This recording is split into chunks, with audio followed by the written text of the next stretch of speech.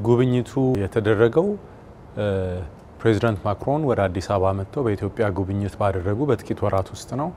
ስለዚህ በአንድ መልኩ ይሄ ጉብኝት በአዲስ አበባ የተጀመሩ ውይይት የተደረገባቸው መግባባት የተደረሰባቸው ጉዳዮች ላይ በማስከተል የተካሄደ አፈጻጸማቸውን የደረሱበትንም ደረጃ ለመገምገም ለማየት የተደረገ ተከታይ ውይይት እና ጉብኝት አድርገን ልንወስደው እንችላለን።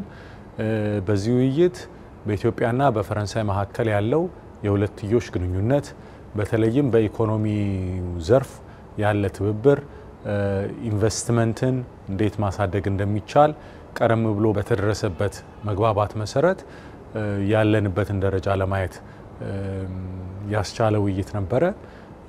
የፈረንሳይ ባለሀብቶችን የፈረንሳይ ድርጅቶችን ኢንቨስትመንት በኢትዮጵያ ከፍ ለማድረግ ዘላቂ የረጅም ጊዜ ፋይዳ ያላቸው ኢንቨስትመንቶችን ለማስፋፋት የሚቻልበትን አግባብ ያሳየ ውይይት ነው።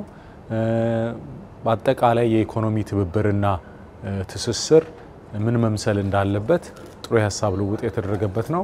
በተጨማሪም ደግሞ በቀጠናው ያለ የጸጥታና የፖለቲካ ሁኔታ ምን እንደሚመስል ምክክር የተደረገበትና በሁለቱ ሀገራት መካከል በመተባበር የቀጠና ሰላምን ከፍ ለማድረግ እንዴት እንደሚቻል ንግግር የተደረገበት ነው።